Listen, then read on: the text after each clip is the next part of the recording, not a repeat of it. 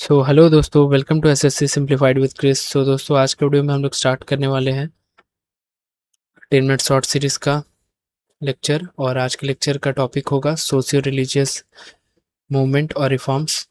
तो बेसिकली ये किस लिए होना स्टार्ट हुआ देख लेते हैं। तो basically the three battle grounds of reform, तीन पिलर देख लेते हैं जिसका कारण फर्स्ट तो ब्रेकिंग सोसाइटल चेंज, समाज की बेड़ियाँ तोड़ना, जैसे कि सती सिस्टम खत्म करना, चाइल्ड मैरिज खत्म करना and lifting restrictions on remarriage. Then आते हैं the light of knowledge, pillar number 2 the evolution of formal western and vernacular education. तो बेसिकली जो है फॉर्मल वेस्टर्न बोल सकते हैं, इंग्लिश नॉलेजेस, ठीक है, इंग्लिश लैंग्वेज ये सब आने लगे। एंड वर्नाक्युलर लैंग्वेज मीन्स हो गया लोकल लैंग्वेज, लोकल लेवल का लैंग्वेज जो हमारे इंडिया का है पर्टिकुलरली। एंड एरिडिकेटिंग हायरकी, सो जात पात छुआछूत ये सब को ख़त्म करना, ख़त्म करने के लिए ये सब लाया गया रिफॉर्म्स। तो पहले देखते हैं 1829 abolition of sati act passed by William Bentinck through the relentless efforts of the Raja Ram Mohan Roy. तो बेसिकली 1829 में abolition of sati act pass होता है, जो कि उस टाइम का governor general William Bentinck pass करता है राजा राम मोहन रॉय के एफर्ट्स के वजह से। 1856 में विडो रीमैरिज एक्ट पास होता है डलहौसी के द्वारा ईश्वर चंद्र विद्यासागर के एफर्ट से। एंड इसे भी पढ़ेंगे 1891 एंड 1930 कॉम्बैटिंग चाइल्ड मैरिज। तो बेसिकली जो बीएम मालाबारी हैं उन्होंने काफ़ी एफर्ट्स लगाए हैं चाइल्ड मैरिज को रोकने के लिए।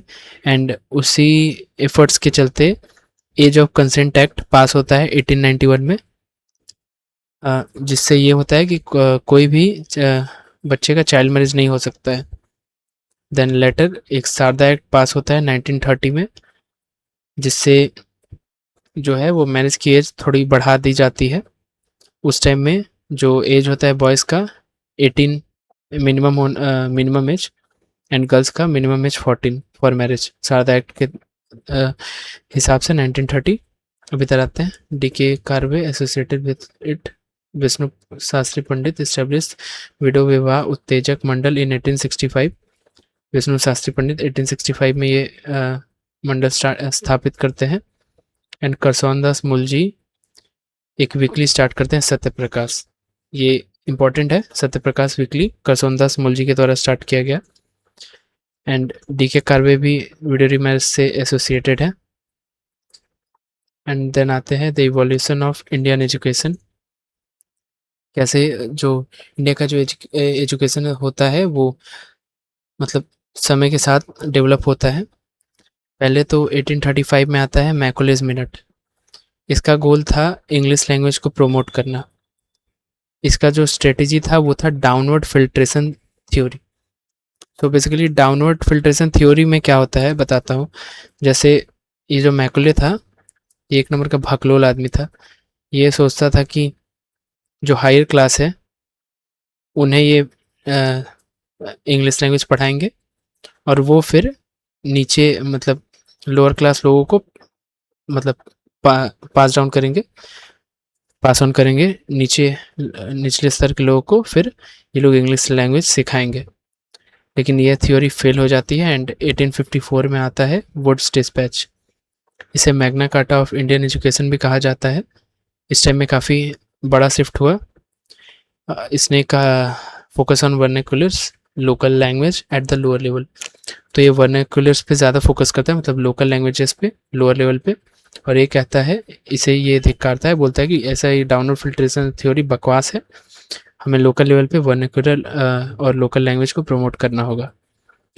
1916 में एसएनडीटी इस्टेब्लिश होता है, जो कि फर्स्ट यूनिवर्सिटी रहता है फॉर इंडियन वुमेन, जो कि ये देखो, ये जो डी के कार्वे है ना, उन्हीं का ये नाम है, फुल नाम धौंदो केशव कार्वे इस्टेब्लिश करते हैं first university for Indian women, जिसका नाम रहता है एसएनडीटी। मीन्स इसका नाम मतलब ऐसे रहता है श्रीमती नाथीबाई श्रीमती नाथीबाई ऐसे ऐसे ही कुछ मतलब इसका फुल फॉर्म है। एक मिनट मैं आपको बता देता हूँ। श्रीमती नाथीबाई दामोदर ठाकर से, आप इसे SNDT से याद रखो, ज़्यादा आसान रहेगा। देन इधर कुछ वुमेन ऑर्गेनाइजेशंस के बारे में देख लेते हैं। Bharat Stri Mahamandal, ladies social conference, all India women's conference and Arya Mahila Samaj, इसके भी हम आपको डेट्स बता देंगे और किसने किसने इस्टेब्लिश किया था। तो मैंने यहाँ पे लिख लिया है, मैं माउस से लिख रहा था इसलिए थोड़ा लेट लगता है, इसलिए वीडियो ज़्यादा लंबा हो जाता है। तो भारत स्त्री मंडल इस्टेब्लिश होता है 1910 में, लेडीज सोशल कॉन्फ्रेंस 1904 में होता है, and all India women's conference होता है 1927 में मार्गरेट कजन्स के द्वारा, एंड आर्य महिला समाज 1882 में होता है पंडिता रमाबाई के द्वारा। ये जो लेडीज सोशल कॉन्फ्रेंस होता है 1904 में, ये रमाबाई रानडे के द्वारा होता है, एंड 1882 में ये दूसरी है, ये पंडिता रामाबाई के द्वारा होता है। 1927 में मार्गरेट कजन्स के द्वारा। भारत स्त्री मंडल 1910 में इस्टेब्लिश होता है। तो बेसिकली आपको ये दो पढ़ लीजिएगा अच्छे से, ये दो, इसका बस टाइम पीरियड ध्यान रख लीजिएगा। Ladies social conference 1904 Ramabai Ranade के द्वारा, and all India women's conference 1927 Margaret Cousins के द्वारा। अब आते हैं राजा राम मोहन रॉय, जो कि ब्रह्मो समाज के फाउंडर भी हैं, उनके बारे में बात करेंगे। इन्होंने 1814 में आत्मीय सभा की स्थापना की, जो कि बाद में जाके ब्रह्मो समाज बन जाता है 1828 में इवॉल्व होके। इन्हें राजा का भी टाइटल दिया गया अकबर II के द्वारा, जो कि एक मुगल शासक था, एंड इन्होंने first Hindu college eight Banaras establish किया जोनाथन डंकन के साथ। हिंदू कॉलेज जो था वो बनारस में इन्होंने जोनाथन डंकन के साथ इस्टेब्लिश 1791 में, एंड इन्होंने Devendranath Tagore later form the Adi Brahmo समाज 1886। तो बेसिकली होता क्या है देखिए, जो देवेंद्रनाथ टैगोर होते हैं वो क्या करते हैं, एक मिनट यहाँ पे देख लो। देवेंद्रनाथ टैगोर होते हैं, वो तत्व बोधनी सभा इस्टेब्लिश करते हैं, एंड बाद में जाके उसे ब्रह्मो समाज में मर्ज कर देते हैं। लेकिन होता क्या है, 1866 में देवेंद्रनाथ टैगोर ने फिर अपने साथ केशव चंद्र सेन को भी जोड़ा था। लेकिन होता क्या है कि 1866 में देवेंद्रनाथ टैगोर एंड केशव चंद्र सेन में कुछ मतभेद हो जाते हैं, तो ये लोग अपना अलग अलग ब्रह्म समाज बना लेते हैं। जैसे देवेंद्रनाथ टैगोर ने 1866 में आदि ब्रह्मो समाज की स्थापना की, एंड केशव चंद्र सेन जो है वो ब्रह्मो समाज इंडिया लेके साइड निकल जाते हैं। एंड आते हैं राजा राम मोहन रॉय के कुछ राइटिंग्स देख लेते हैं। इन्होंने गिफ्ट टू मोनोथिस्ट लिखा, द परसेप्ट ऑफ जीसस, एंड मिरातुल अखबार, जो कि पर्सियन में लिखा गया। आप एक चीज़ नोट डाउन कीजिएगा, ये मूर्ति पूजन के खिलाफ थे।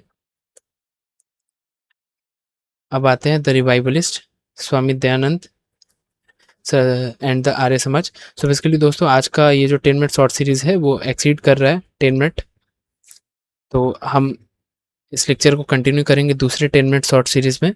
सो thank you so much for watching our video. अगर आपको वीडियो पसंद आया तो वीडियो को लाइक कीजिएगा, चैनल को सब्सक्राइब कीजिएगा।